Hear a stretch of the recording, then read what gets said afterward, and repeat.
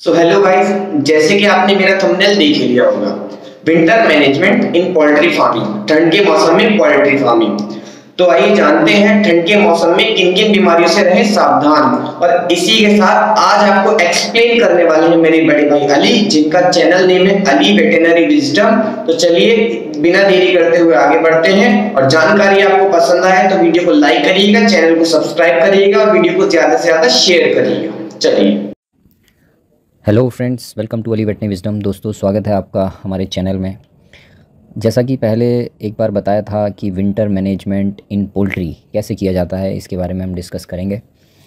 और दोस्तों, एक मेरी वीडियो थी जो मैंने बिल्कुल शुरुआती दिनों में बनाई थी, जब चैनल बनाया था। उसमें मैंने अर्ली चिक मॉर्टलिटी का डिस्कशन किया था। वो वीडियो मतलब काफ़ी देखा जा चुका है और उसके अंदर बहुत सारे व्यूज़ आ चुके हैं। मेरे ख्याल से लगभग 2 लाख से ज़्यादा व्यूज़ हैं और कई लोगों को उससे फ़ायदा भी हुआ है। तो one of the best video वो माना गया। और जो भी कोई मुझे कांटेक्ट करता है और वो वीडियो देखता है तो वो कहता है कि उसे फार्मर को उससे फ़ायदा हुआ उस वीडियो से। उसके बाद लोगों ने कहा कि इसके आगे भी वीडियो बनाइए आप, मतलब 7 दिन के आगे का भी पता होना चाहिए। तो ये विंटर मैनेजमेंट इन पोल्ट्री, इसमें अर्ली चिक मॉर्टलिटी के बारे में भी मतलब बताया जाएगा, किस तरीके से मेडिसिन मैनेजमेंट किया जाता है, मेडिसिन दी जाती हैं। और टोटल हम लगभग 35 दिन तक का इसमें देखेंगे कि 35 दिन में क्या मैनेजमेंट और प्रॉब्लम्स आती हैं हमारे सामने धीरे धीरे। तो विंटर मैनेजमेंट इन पोल्ट्री की शुरुआत करते हैं। ये पोल्ट्री फार्मर्स के लिए बनाया गया है और इसे मैंने ही प्रिपेयर किया है। दोस्तों, सर्दियाँ, भीनी भीनी सर्दियाँ आती हैं और बहुत अच्छा लगने लगता है, बशर्ते हमारे पास अच्छे गर्म कपड़े हों और बढ़िया सारा हमारा रहने सहने का हिसाब हो। सर्दियाँ उन लोगों को अच्छी लगती हैं और जो बेचारे इतना नहीं अपने लिए कर पाते, जिनके पास गर्म कपड़े इतने नहीं होते, रहने की प्रॉपर जगह नहीं होती और गर्म ओढ़ने के लिए सामान नहीं होता, उनके लिए तो यकीनन ये काफ़ी बुरा रहता है। तो ये विंटर्स अच्छे भी होते हैं, winters are good, winters are bad. तो ऐसा ही ये पोल्ट्री के लिए भी है। तो सर्दियाँ अच्छी भी हैं और सर्दियाँ ख़राब भी हैं। तो सर्दियाँ अच्छी कैसे हैं, सर्दियाँ ख़राब कैसे हैं, ये हम जान लेते हैं जल्दी से। देखिए, वाई विंटर्स आर गुड।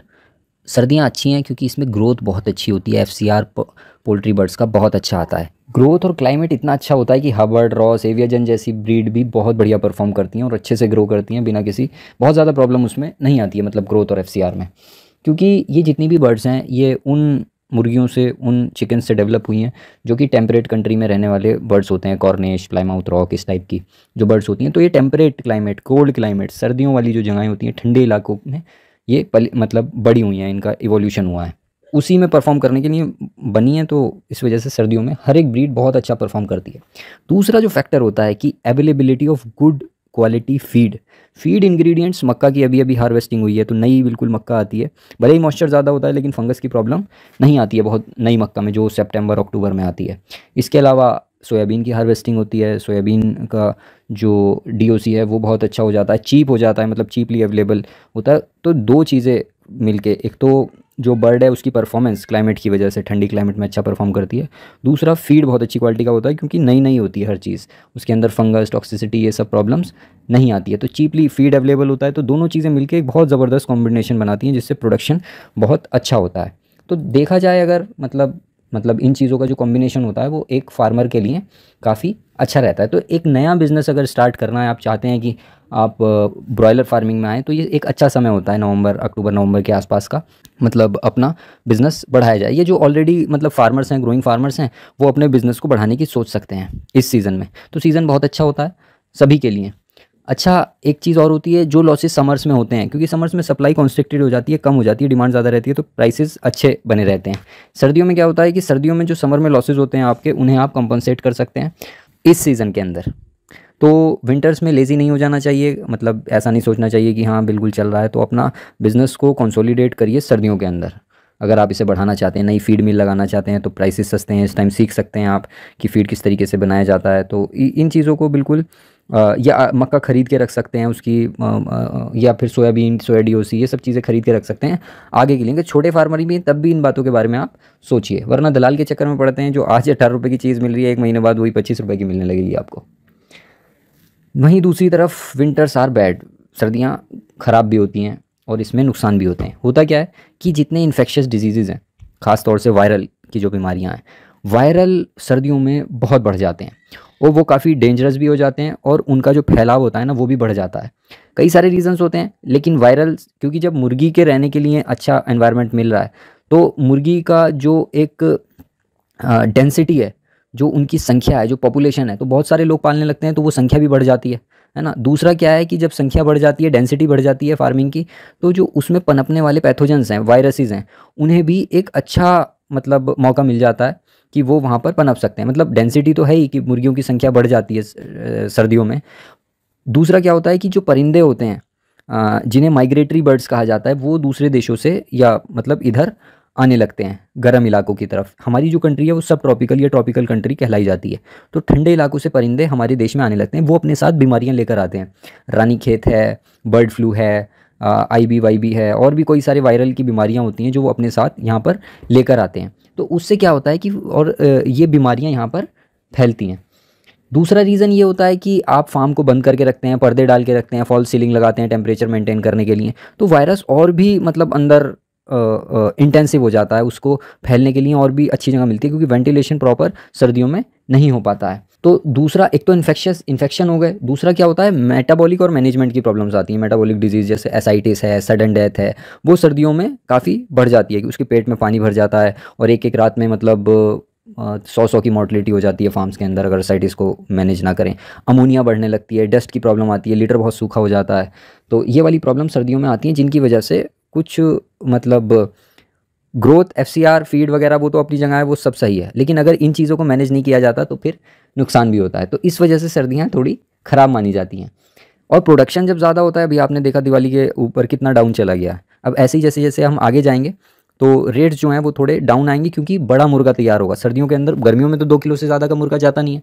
गर्मियों के अंदर सर्दियों के अंदर क्या होता है, 2.5-3 किलो का मुर्गा हो जाता है और वो पड़ा रहता है, जिसकी वजह से फिर डिमांड में थोड़ी सी स्लगिशनेस आती है और रेट डाउन आ जाते हैं सर्दियों में। तो रानीखेत है, VVND बहुत फैलता है, ये आप देख भी सकते हैं यहाँ पे पिक्चर इसकी।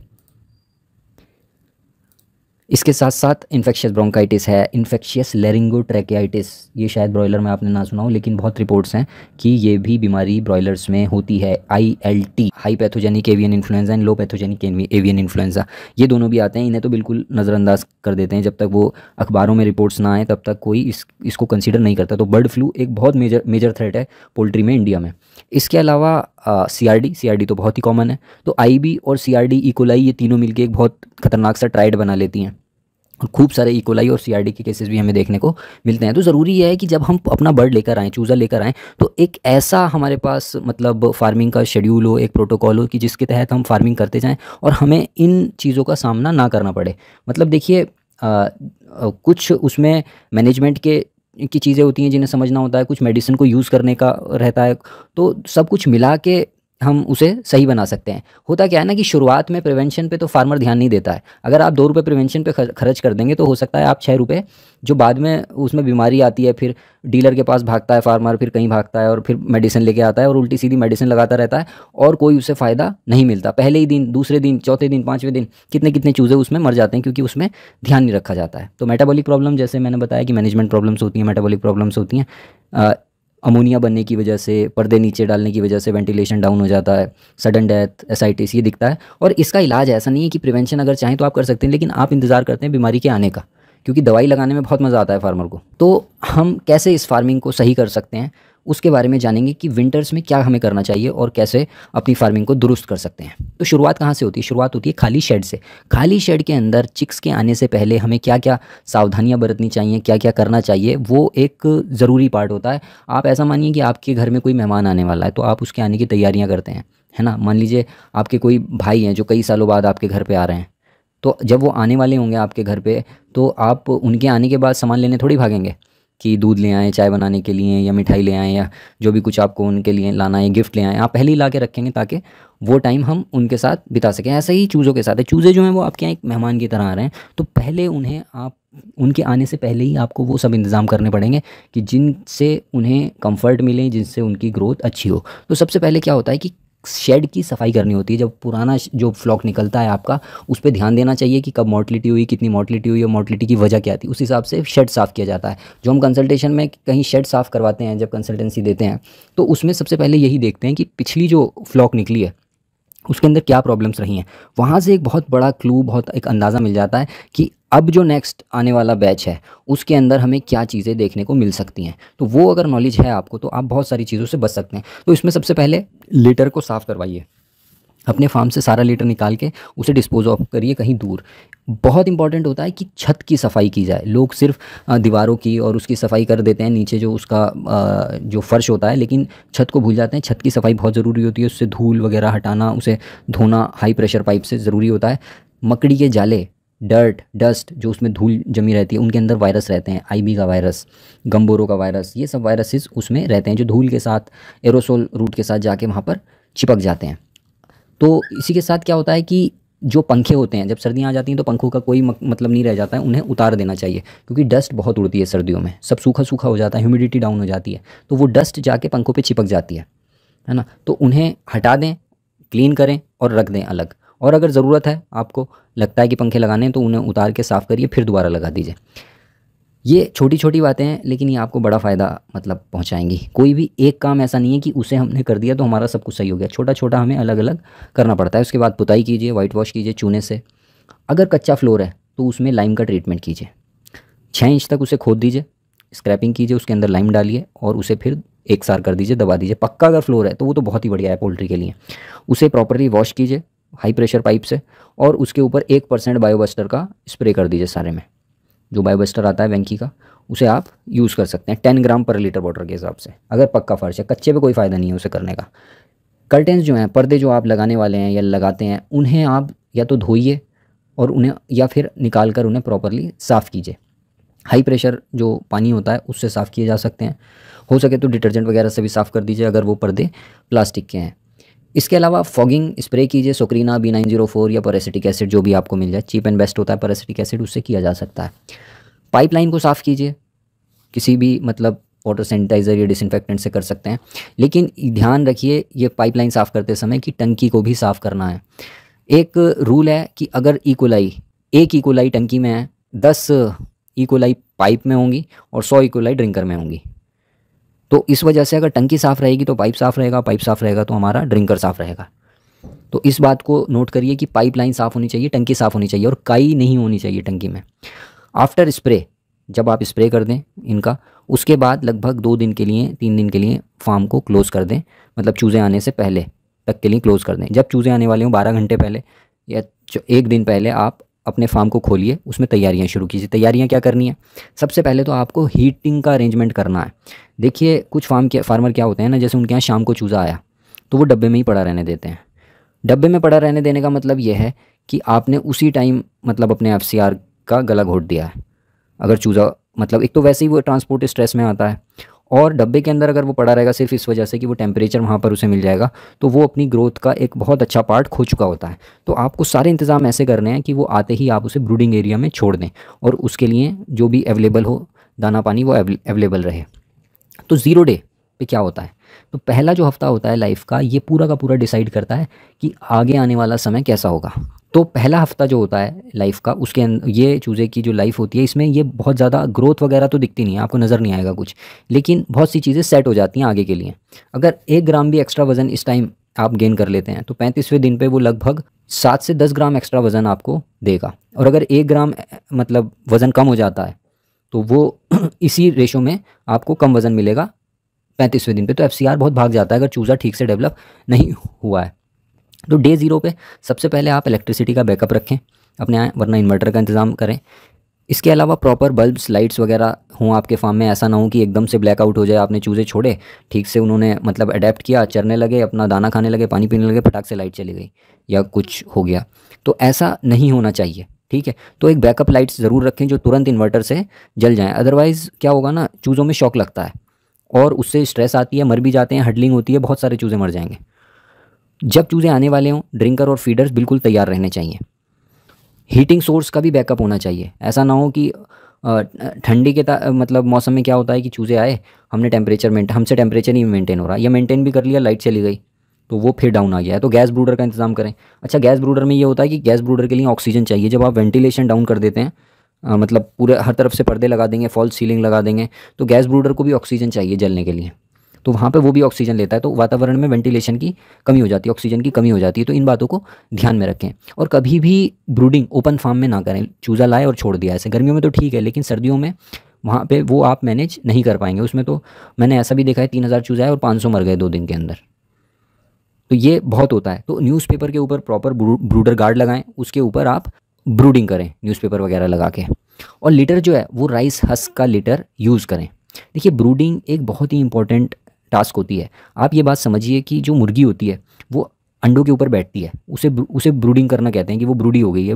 वो अंडों के अंदर से बच्चे निकलते हैं, उन बच्चों को भी वो अपने मतलब नीचे पंखों के नीचे रखती है गर्म रखने के लिए। इस वजह से रखती है क्योंकि वो बच्चे जो हैं वो अपना जो टेम्परेचर है वो मेंटेन नहीं कर सकते, तो उन्हें गर्मी की ज़रूरत होती है। तो हमारा जो चूज़ा आता है वो ट्रांसपोर्ट से आता है, वो स्ट्रेस में होता है। तो स्ट्रेस में जब होता है तो हमें उसकी स्ट्रेस को रिलीव करना होता है, और डिहाइड्रेशन के चांसेस उसमें बहुत ज़्यादा होते हैं उस समय। तो अगर हम उस डिहाइड्रेशन को और स्ट्रेस को रिमूव कर दें तो हम उसकी 70% 80% प्रॉब्लम्स को सॉल्व कर देते हैं, है ना। तो इस वजह से क्या है कि एक तो टेम्परेचर मेंटेन रहे और तुरंत आते ही उसे पानी और दाना अवेलेबल मिले। तो पानी हम खाली पानी नहीं देते हैं, उसमें क्या करते हैं लोग अक्सर गुड़ मिलाते हैं। तो गुड़ बहुत ज़्यादा क्वांटिटी में मिला देते हैं, और गुड़ वैसे भी मतलब शुरुआती उसके लिए ठीक नहीं होता। इसकी वजह ये होती है कि गुड़ होता है गर्म, और गुड़ क्या करता है आंतों को काट देता है एक तरीके से। या तो शुगर सॉल्यूशन हो या ग्लूकोज हो वो तो ठीक है, लेकिन गुड़ ठीक नहीं होता। और जो लोग इस गुड़ को फॉलो करते हैं उन्हें दिखता भी होगा कि गुड़ पिलाने से, बहुत ज़्यादा गुड़ पिलाने से यॉर्कशॉक बीमारी भी आती है। तो इसके लिए क्या है कि इजी ब्रूड करके एक प्रोडक्ट है, उसे आप यूज़ कर सकते हैं। इसके अंदर energy, probiotic, yolk dissolvers, vitamin, amino acid, glucose, electrolyte सब है। और वो चीज़ें क्या हैं कि वो स्ट्रेस को रिमूव करती हैं और चिक्स को डिहाइड्रेट होने से बचाती हैं। मैंने एक यॉर्कशॉक वाली वीडियो भी बनाई थी, यॉर्कशॉक डिजीज़ वाली, उसमें बताया है कि किस तरीके से ये गुड़ या ये वाली चीज़ें हार्मफुल रहती हैं। अच्छा, इसका अंदाज़ा भी नहीं कर पाते हैं लोग कि कितना मिलाना है। तो इजी ब्रूड का 3% का सोल्यूशन तैयार रखें, 3 ग्राम 1 लीटर पानी के हिसाब से, और चूज़े के आने के 1 घंटे बाद उसे दे दें।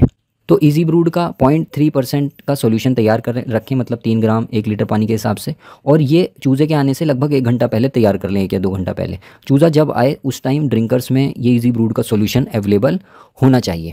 ठीक है, इसके अंदर सभी मतलब एसेंशियल चीज़ें होती हैं, और ये यॉर्क को डिसॉल्व करने में भी हेल्प करता है, उसे स्ट्रेस से बाहर निकालता है और डिहाइड्रेशन को ख़त्म करता है। इसके अलावा मतलब शुरू के जो 48 से 72 घंटे, मतलब 2 से 3 दिन सिर्फ इजी ब्रूड वाला पानी ही अपने चूज़ों को पिलाएं। और साथ साथ क्या करें, फीड को, जो क्रम्स होते हैं उसका वेट ना करें। कुछ लोग होते हैं कि चूज़ों को भगाने लगते हैं जैसे ही वो आते हैं, तो भगाने की ज़रूरत नहीं है। टेम्परेचर अगर मेंटेन रखेंगे तो वो अपने आप ही इवनली डिस्ट्रीब्यूट हो जाएंगे, और वहाँ पर आप उस न्यूज़पेपर के ऊपर फीड को बिखरा दें, है ना। और कुछ फीड चिक ट्रे में रख दें, मतलब एक ट्रे 100 चूज़ों के लिए काफ़ी रहती है। इसके अलावा क्या होता है कि टेम्परेचर मेंटेन करना बहुत ज़रूरी है। जैसा मैंने बताया कि शुरू के 12 दिन चूज़े अपना टेम्परेचर मेंटेन नहीं कर पाते हैं, तो इसके लिए हमें ब्रूडर लगाना पड़ता है। फॉल्स सीलिंग ना लगाएं। फॉल्स सीलिंग में एक तो ह्यूमिडिटी बहुत बन जाती है, ऊपर एक वेंटिलेशन की प्रॉब्लम बहुत आती है। अच्छा, स्पेस डिपेंड करता है कि हम कितना बड़ा हमारा फार्म है और कितने चूज़ों की हम ब्रूडिंग कर रहे हैं।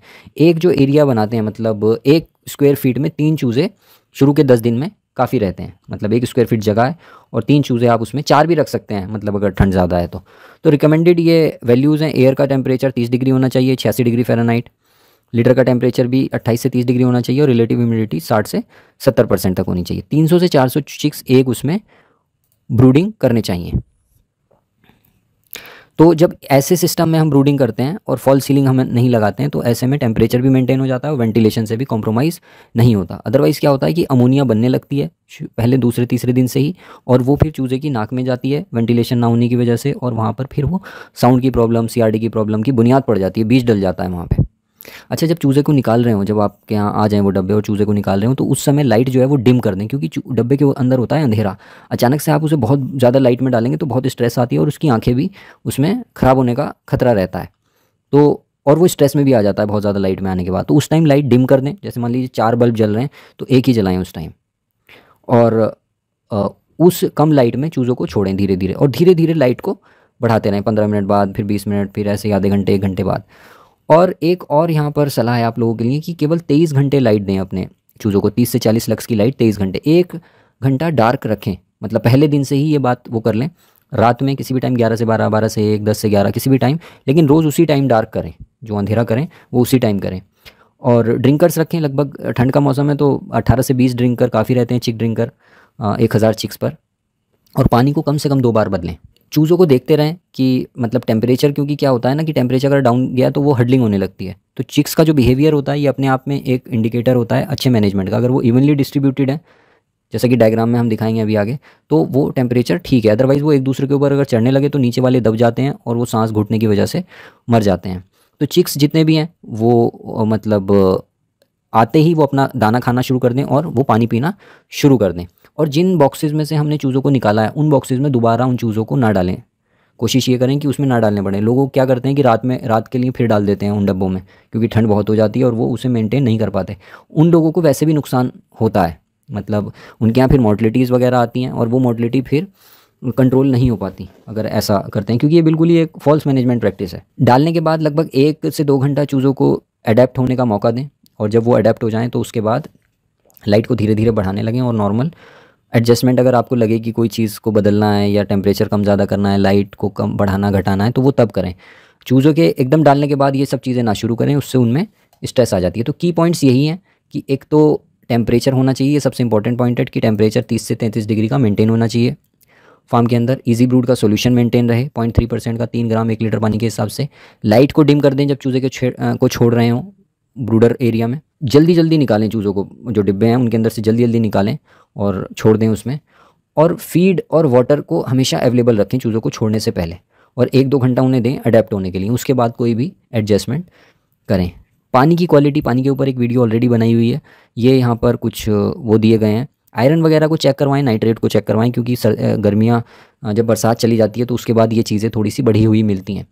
तो 100 से अगर कम है तो नाइट्रेट तो बहुत अच्छा है, और 200 से ज़्यादा है तो उसे हमें यूज़ नहीं करना है, नाइट्रेट और नाइट्राइट। तो नाइट्रेट को चेक किया जाता है और आयरन को चेक कर लें एक बार। बेसिकली तो यही है। बाकी कोलीफॉर्म इकोलाई को चेक करवाया जाता है, पीएच आप चेक करते हैं। तो पीएच का लोग पूछते हैं कि पीएच कितनी होनी चाहिए, तो अगर पानी की पीएच जो है वो 5 से 8.5 तक कोई प्रॉब्लम नहीं है। तो पहला दिन जो होता है उस दिन हम चिक्स का असेसमेंट करते हैं, देखते हैं कि हमारा चूज़ा कैसा है, उसने ठीक से खाया या नहीं खाया। तो उसके लिए एक टेस्ट होता है कि जो चूज़ा होता है इसे इस तरीके से पकड़ा जाता है, और आप देख सकते हैं ये पकड़ा गया है, और इसकी जो क्रॉप होती है, पोटा होता है, वो भरा हुआ होना चाहिए। तो टारगेट ये रहता है कि 8 घंटे बाद 80% जो हमारे चूज़े हैं उनका क्रॉप बढ़ गया हो। रैंडमली आप इन्हें उठा के देख सकते हैं चूज़ों को, और ये टेस्ट कर सकते हैं कि इनका जो क्रॉप है, जो पोटा है, वो भरा हुआ है नहीं है। 24 घंटे बाद 95 से और 100% चूज़ों के पोटे भरे हुए होने चाहिए, आगे को इस तरीके से निकले हुए होने चाहिए। वेंटिलेशन बहुत ज़रूरी होता है, जैसे मैंने पहले बताया, जितना ज़रूरी टेम्परेचर मेंटेन करना है उतना ही ज़रूरी वेंटिलेशन भी है। लेकिन और दिन के टाइम में अगर आपको लगे धूप वगैरह निकल रही है, बहुत ज़्यादा प्रॉब्लम नहीं है, तो दिन के समय पर्दे वर्दे आप हटा सकते हैं, कोई उसमें प्रॉब्लम नहीं है, बस टेम्परेचर को मेंटेन रखें। और रिलेटिव ह्यूमिडिटी, जो आर्द्रता होती है, उमस होती है, वो डाउन चली जाती है। टेम्परेचर जो मीटर लगा हुआ है उसमें देखते रहें, अगर वो 50% से नीचे जाती है तो डस्ट जो है एयर में वो बढ़ जाती है, लीटर काफ़ी सूखा हो जाता है। और इससे ये जो सूखी हवा अंदर जाती है ना, तो ये एयर ट्रैक का जो मॉइस्चर होता है हमारा, मतलब जो उसके चूज़े की जो सांस लेने की नली है वो मॉइस्ट होनी चाहिए, गीली होनी चाहिए, उसे सुखा देता है। जब उसे सुखा देता है तो वहाँ पर फिर बैक्टीरिया और वायरस ग्रो करने लगते हैं और उसमें फिर बीमारी आती है। दूसरे दिन फिर आप टेम्परेचर को देखें कि ठीक से वो मतलब है। ये जो डायग्राम दिख रहा है ये टेम्परेचर का है, कि टेम्परेचर अगर बीच में काफ़ी ज़्यादा है तो ऐसे चूज़े बाहर की तरफ दिखेंगे। टेम्परेचर अगर करेक्ट है तो इवनली डिस्ट्रीब्यूट रहते हैं, टेम्परेचर अगर कम है तो बीच में आ जाते हैं, और अगर हवा चल रही है डायरेक्ट तो वो एक तरफ आकर जमा हो जाते हैं। अच्छा, इनके लिए थोड़े सा भी झोंका या थोड़ी सी भी हवा काफ़ी होती है, क्योंकि इनका वज़न कम होता है, तो ये अपना टेम्परेचर भी मेंटेन नहीं कर पाते हैं। तो दूसरे दिन हमें ये देखना होता है कि फीड को चेक करते रहें, क्योंकि फीड का खाना बहुत ज़रूरी है शुरुआत के दिनों से। तो 1000 चूज़े दूसरे दिन लगभग 13 किलो फीड कंज्यूम करते हैं। थोड़ा बहुत ऊपर नीचे हो सकता है, लेकिन ये आपके लिए एक स्टैंडर्ड होगा, तो इतना फीड कंज्यूम करें। और क्योंकि किडनी की हेल्थ को इंपॉर्टेंस दी जाती है शुरू के दिनों में, तो गाउटस्टर आप यूज़ करें।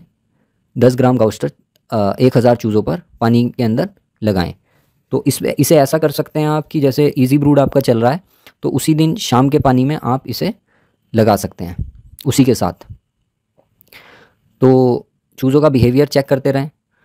और किडनी फिल्ट्रेशन की बहुत ज़रूरत होती है, पानी के इंटेक की ज़रूरत होती है। तो गाउटस्टर क्या करेगा, पानी का इंटेक भी बढ़ाता है और गाउट को भी, जो अर्ली जो बेबी चिक नेफ्रोपैथी है, उसे कम करता है।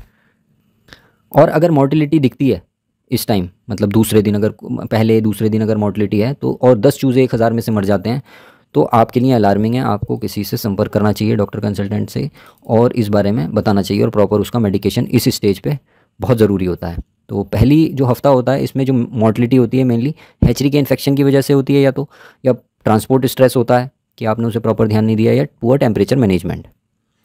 इसके अलावा एसाइटिस की प्रॉब्लम आती है, जैसे आप सबको पता है, तो यहाँ पर इसके बारे में थोड़ा सा डिस्कस किया है। एसाइटिस सर्दियों में देखिए एसाइटिस एक बड़ी समस्या है, और एसडीएस और एसाइटिस, तो इसके लिए एक ये प्रोडक्ट है एसिटॉक्स Q10। ये अगर आप यूज़ करेंगे प्रिवेंशन में तो एसाइटिस की दिक्कत नहीं आती है। दूसरे तीसरे चौथे दिन यूज़ करना है। 1 ग्राम पर 100 चिक्स, 7 ग्राम पर 100 चिक्स 13वें 14वें 15वें दिन, और 23वें 24वें 25वें दिन। अगर ये फॉलो करेंगे, और इसके साथ साथ फीड को होल्ड करना होता है नाइट में, तो आपको कोई मतलब एसाइटिस से आप अपने बर्ड्स को काफ़ी हद तक बचा सकते हैं। अगर ट्रीटमेंट में यूज़ करना है तो यहाँ पर ये ट्रीटमेंट लिखा हुआ है। तो तीसरे दिन हम गाउटस्टर को देते हैं मॉर्निंग के पानी में 12 ग्राम 1000 चिक्स पर, और इसके अलावा 12 ग्राम एल्कायू दिया जाता है शाम के समय। तो एल्कायू एलिसिन, कैम्फर और यूजिनॉल का एक कॉम्बिनेशन है, एंटीबैक्टीरियल काम करता है ये, और ब्रूडिंग में इन्फेक्शन से होने वाली मोर्टिलिटी को कम करता है। योग सैक डिजीज़ वगैरह से ये काफ़ी अच्छा बचाव करता है। तो इसके साथ साथ विमराल दीजिए, गाउटस्टर दीजिए और एल्कायू दीजिए। ये हमें तीसरे दिन देना है। जो ख़राब न्यूज़पेपर हैं, मतलब जिसमें बीट आ गई है और वो सब हो गया, उसे रिमूव कर दें और उसकी जगह नए न्यूज़पेपर लगा दें। तीसरे दिन से ज़रूरी हो जाता है कि चूज़ा जो है हमारा फीड इनटेक करना बहुत अच्छा कर दे, मतलब ठीक से वो एडजस्ट हो जाए, अडेप्ट कर ले और अच्छी तरीके से फीड खाना शुरू कर दे। टेम्परेचर, वेंटिलेशन का ख्याल रखिए। तो चूज़े का वेट तीसरे दिन तक लगभग 80 ग्राम हो जाना चाहिए। फिर चौथा दिन आ जाता है हमारा। फिर चौथे दिन हम यही करते हैं, मॉर्निंग के पानी में नेक्साम्यून चलाया जाता है। नेक्साम्यून है एक इम्यून बूस्टर, और शाम के पानी में हम फिर एल्कायू देते हैं, वही 12 ग्राम, 12 से 15 ग्राम तक दे सकते हैं, और विमराल देते हैं 10 ml पर 1000 चिक्स। तो नेक्साम्यून विमराल को एक साथ मिला लें और शाम के पानी में एल्कायू चलाएं 12 ग्राम 1000 चिक्स पर। तो टोटल जो पानी कंज्यूम होता है वो लगभग 40 से 45 लीटर होता है पूरे दिन में। तो 20 लीटर सुबह में लगा लें, उसमें नेक्साम्यून मिला दें और एल्कायू मिला दें, और 20 लीटर शाम को लगा दें, उसमें आप एल्कायू चलाएं। तो 20 लीटर सुबह में लगा दें, 20 से 25 लीटर उसमें नेक्साम्यून और विमराल मिला दें, और 20 से 25 लीटर शाम में लगाएं, उसमें एल्कायू मिला दें। इसके बाद 5वां दिन आता है। 5वें दिन में फिर हमें नेक्साम्यून देना होता है। अच्छा, वैक्सीन का ये है कि अगर आप पहले दिन वाली IB ND-IB कर रहे हैं तो वो नाक या आँख में डाल दें, और उसके बाद चूज़ों को छोड़ दें, मतलब थोड़ा सा वो एडजस्ट कर लें, तो 5-6 घंटे बाद वो वैक्सीन कर सकते हैं। अगर आप पहले दिन वाली नहीं करते हैं तो छठे दिन वाली आपको करनी चाहिए। उसके लिए फिर इम्यून बूस्टर चलाना पड़ता है 1-2 दिन पहले, तो वो नेक्साम्यून उसका काम करता है। तो 10 ग्राम नेक्साम्यून दें आप 1000 चिक्स पर। और एल्कायू, अगर मोर्टिलिटी नहीं है तो एल्कायू देने की फिर ज़रूरत नहीं है 5वें दिन।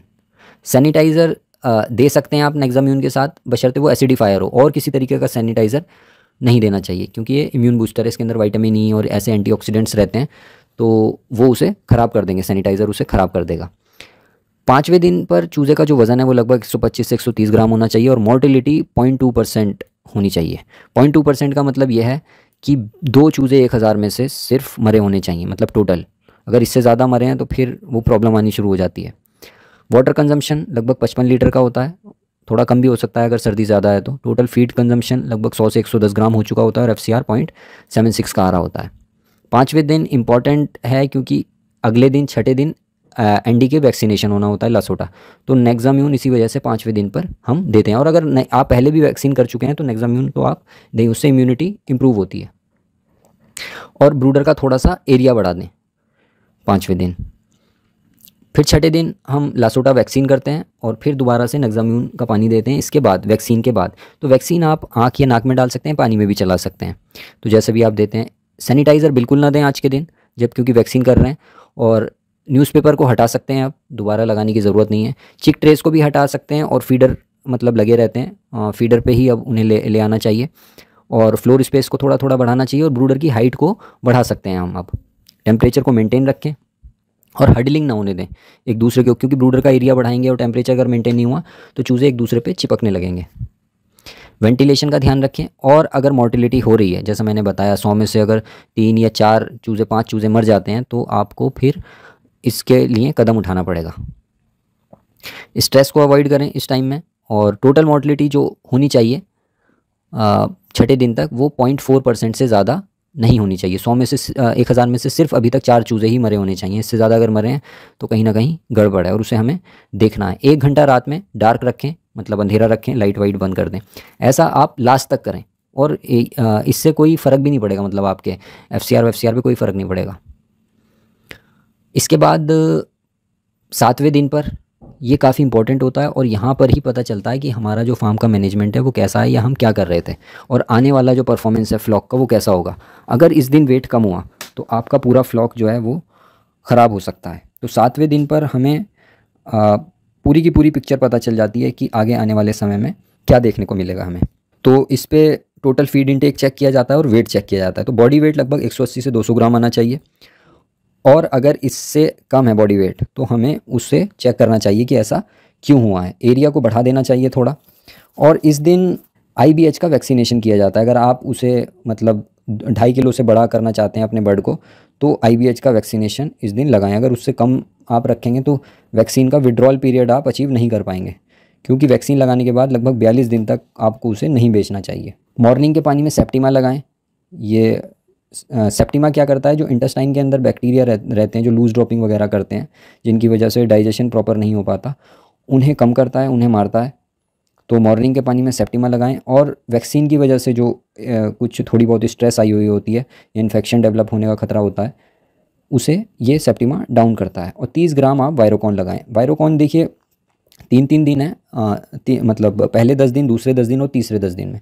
ये वायरोकॉन बेसिकली बर्ड के अंदर जो इम्यून सिस्टम है उसे रेगुलेट करता है। सिर्फ उसे बूस्ट तो करता ही है, उसके साथ साथ रेगुलेट भी करता है, जिससे IBH की बीमारी, IBH है, ND है, रानीखेत है, IB है, इन सब से भी प्रिवेंट करने में हेल्प करता है। तो वायरोकॉन का कोर्स आप ज़रूर करें, मतलब सर्दियों में ये काफ़ी बेनिफिशियल आपके लिए रहेगा। 8वें-9वें दिन मतलब 8-9 डे पे फिर हम पहुंच जाते हैं। तो 2 दिन के लिए ये लीवर टॉनिक दिया जाता है और फिर वायरोकॉन चलाया जाता है। देखिए वायरोकॉन के अंदर हर्बल एंटीऑक्सीडेंट, फाइटोबायोटिक्स वगैरह हैं और एंटी इन्फ्लेमेटरी ड्रग्स हैं। तो ये क्या करता है, ये इन्फेक्शियस जो आउटब्रेक होते हैं, वायरल जो होते हैं, उन्हें कंट्रोल करने में हेल्प करता है, खासकर गम्बोरो, IBH, ND, IV, ILT जो आपको बताया। तो 7, 8, 9, 7वें, 8वें, 9वें दिन 1 ग्राम पर 25 बर्ड, 17वें, 18वें, 19वें दिन 1 ग्राम पर 12 बर्ड्स, और 27, 28, 29 दिन 1 ग्राम पर 5 बर्ड। इसके हिसाब से हम ये वायरोकॉन इस्तेमाल करते हैं। तो 8वें-9वें दिन हम लीवर टॉनिक देंगे, पायरोलिव, DS और वायरोकॉन। फिर हम 10वें, 12वें, 11वें, 12वें दिन पे आ जाते हैं, डे 10 टू डे 12। इसमें मॉर्निंग में हम 40 ग्राम गाउस्टर देते हैं पर 1006, और इवनिंग में ग्रोटेक देते हैं। ग्रोटेक तब इस्तेमाल करें जब आपको लगे, जैसे 7वें दिन पे आपने देख लिया कि चूज़ों में ग्रोथ नहीं आई है, फिर उसके बाद थोड़ा और ऑब्जर्व किया, तो उन चूज़ों को आप अलग कर लें और उनमें ग्रोटेक चलाएँ। ग्रोथ प्रोमोटर बेनिफिशियल रहेगा उनमें, जो ग्रोथ में नीचे रहेगा या आपका एवरेज उतना नहीं आ रहा है जितना आना चाहिए। तो आप सुबह में लगाएं गाउस्टर और शाम में लगाएं ग्रोटेक। तो 10वें, 11वें, 12वें दिन गाउस्टर और ग्रोटेक देना है 40-40 ग्राम 1006 पर। टोटल फीड जो कंजम्पशन होता है 10 डे पे वो लगभग 300 किलो हो चुका होता है 1006 पर। मतलब अभी तक जो फीड कंज्यूम हुआ 1000 चूज़ों पर वो 300 किलो हो चुका होता है। इसे देखते रहें। अच्छा, इन चीज़ों से क्या होता है ना कि एक स्टैंडर्ड हमें पता चलता रहता है कि हम उस लाइन पे चल रहे हैं या नहीं चल रहे हैं। डेली वाटर इंटेक लगभग 100 लीटर का होता है। इससे पता चलता है कि हमारे चूज़े की तबीयत ठीक है अगर इतना पानी वो कंज्यूम कर रहा है।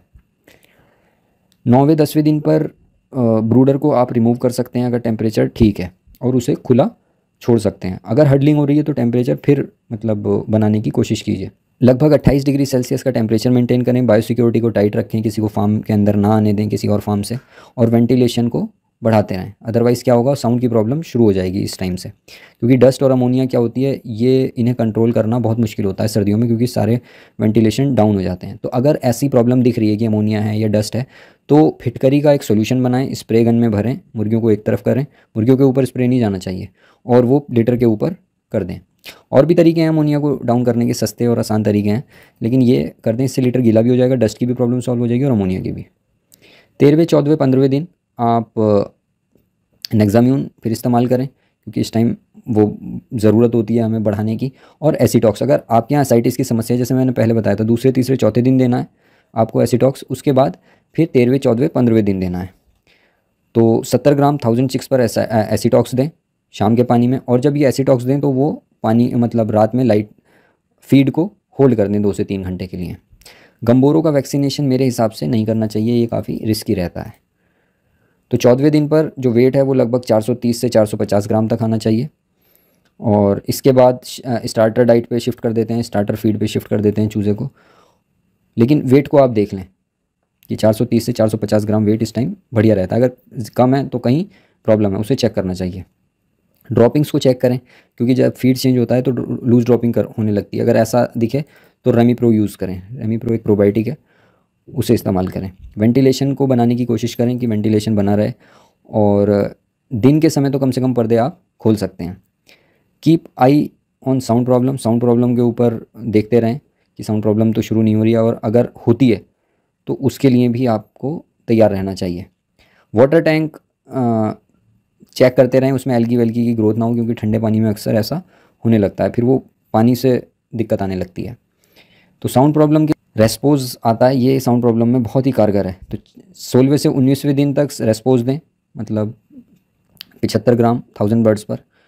और ये यूनिक फार्मूला है, मतलब ये क्या करता है कि म्यूकस जो होता है अंदर, जो बलगम है, उसे क्लियर कर देता है, तो वो साउंड की प्रॉब्लम को कम करता है। तो अमोनिया में, डस्ट वाली या सर्दियों में जो साउंड की प्रॉब्लम आती है उसके लिए बहुत इफेक्टिव है। इसके अलावा वायरोकॉन फिर इस्तेमाल करें आप 17, 18वें, 19वें दिन पर। तो ये क्या वो करता है कि दूसरी जो प्रॉब्लम है, जैसे IB और CRD है, या इकोलाई के साथ जो ये IB CRD का कॉम्प्लेक्स बन जाता है, इन्हें कंट्रोल करने में हेल्प करता है। और अगर CRD इकोलाई की मोटिलिटी आपको लगती है तो एल्कायू और सेप्टिमा उसमें इस्तेमाल करना चाहिए। आप हमसे डायरेक्टली कांटेक्ट भी कर सकते हैं इसके लिए। प्रिवेंशन के लिए, मतलब जो वायरल का प्रिवेंशन है, IB है, IBH है, IB, RD, LPI, इसके लिए वायरोकॉन 17वें, 18वें, 19वें दिन पर 75 ग्राम से 75 ग्राम 1000 बर्ड्स पर देना चाहिए। फिर 20, 21, 22वें दिन पर सेप्टिमा दिया जाता है ना। और वेट चेक करते रहना चाहिए। जो 21वें दिन पर वेट है वो लगभग 900 से 950 ग्राम तक होना चाहिए। FCR सवा से मतलब 1.3 तक, 1.25 से 1.3 तक। और डेली फीड इनटेक लगभग 100 ग्राम तक होना चाहिए।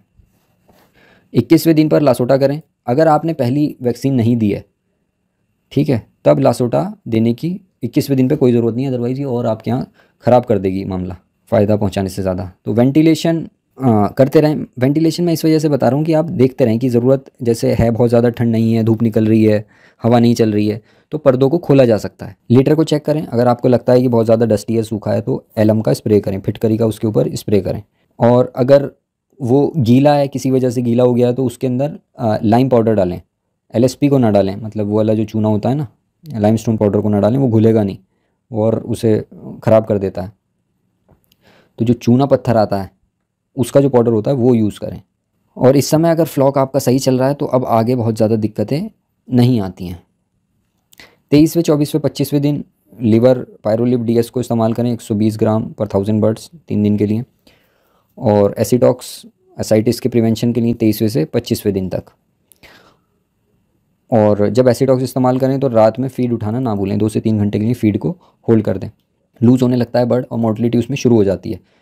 तो अगर इकोलाई आपको दिखती है या सस्पेक्ट कर रहे हैं तो उस टाइम एल्कायू और सेप्टिमा एक के बाद एक 1 ग्राम पर 5 kg बॉडी वेट के हिसाब से यूज़ करें। अगर आपको कोई चीज़ समझ में नहीं आ रही है तो इस नंबर पर आप व्हाट्सएप कर सकते हैं, बशर्ते आपके पास ये दवाइयाँ होनी चाहिए, तो हम आपको उसका इलाज बता देंगे। वाटर इनटेक को ऑब्जर्व करते रहें। 1000 बर्ड्स लगभग 220 लीटर पानी पीती हैं 25वें 26वें दिन पर। और गाउटस्टर को इस्तेमाल करें अगर पानी का इनटेक आपको कम लग रहा है तो। अच्छा, एक बात और नोट करें कि जो एसाइटिस की मोर्टेलिटी होती है, ज़रूरी नहीं है कि उसमें पेट में हमेशा पानी भरा हुआ मिले, कभी कभार वो उसकी हार्ट फेलियर की वजह से भी होती है, जिसे सडन डेथ कहते हैं। 26वें 29वें दिन तक फिर आप रेमीप्रो यूज़ करें। इसमें सडन डेथ के जो केसेस हैं वो बढ़ जाते हैं। गम्बोरो, IB, RD बढ़ने लगती है क्योंकि म्यूकोजल इम्यूनिटी डाउन हो जाती है। और जो बर्ड्स होती हैं जिनका वेट 1 किलो से ज़्यादा का होता है, उनके अंदर जो सडन डेथ वाली प्रॉब्लम है वो काफ़ी ज़्यादा देखने को मिलती है। नेक्रोटिक एंट्राइटिस शुरू हो जाता है क्योंकि फिनिशर डाइट पे आ जाते हैं, तो नेक्रोटिक एंट्राइटिस देखने को मिलता है। अगर ऐसा है, गॉल ब्लैडर वगैरह बढ़ा हुआ है, तो एल्कायू सेप्टिमा यूज़ करें नेक्रोटिक एंट्राइटिस में। और अगर साउंड की प्रॉब्लम है तो रेस्पोज लगाएं। रेमीप्रो को कंटिन्यू रखें 26वें से 29वें दिन तक 150 ग्राम 1000 बर्ड्स पर। वायरोकॉन को 27वें से 29वें दिन पर 175 ग्राम पर 1000 बर्ड्स पर लगाएं। और बर्ड वेट 28वें दिन पर 1500 ग्राम होना चाहिए। देखिए, जो सब दवाइयाँ बताई जा रही हैं ना, इनका कुल मिला के जो खर्चा है वो 3-3.5 रुपये से ज़्यादा नहीं आता है।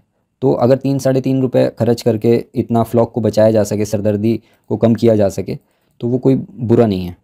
1000 बर्ड्स पर लगभग 320 लीटर पानी इस्तेमाल हो जाता है 28वें दिन पर। इसके अलावा वेंटिलेशन की जो रिक्वायरमेंट्स हैं वो हाई हो जाती हैं, क्योंकि बर्ड जो है वो बहुत ग्रोइंग स्टेज में होती है, तो इस वजह से वेंटिलेशन को कॉम्प्रोमाइज़ नहीं करना चाहिए। तो 30 से 35वें दिन पर फिर बर्ड मतलब 1.5 किलो से ऊपर का हो जाता है, तो हमें बहुत ज़्यादा चिंता करने की ज़रूरत नहीं है। बस सिर्फ सडन डेथ देखने को मिलती है ओकेजनली कि अचानक से कोई मुर्गा मर गया, तो उसे देखा जाता है पीएम करके कि क्या प्रॉब्लम है। फीड बिल्कुल खाली नहीं रहना चाहिए, क्योंकि इस पर बैक भी बहुत जल्दी मारता है अगर फीड प्रॉपर नहीं देंगे। थोड़ा बहुत 5% के करीब मक्का या गेहूँ मिलाया जा सकता है फीड में, उससे आपका पैसा बच सकता है और आपको FCR पे कोई फ़र्क उससे नहीं पड़ेगा। 100 किलो में 5 किलो तक मिला सकते हैं। गाउटस्टर देते रहें 200 ग्राम पर 1000 बर्ड को अल्टरनेट डेज़ पे, और अगर लगे कि लोअर फीड इंटेक है तो पायरोलिव यूज़ करें। 35वें दिन पर 2 किलो वेट हो जाना चाहिए। अगर ये वेट अचीव नहीं हुआ है तो ग्रोटेक इस्तेमाल करें 200 ग्राम पर 1000 बर्ड्स पे 2-3 दिन के लिए। और अगर सब सही चल रहा है तो कोई मेडिसिन देने की ज़रूरत नहीं है इसके बाद।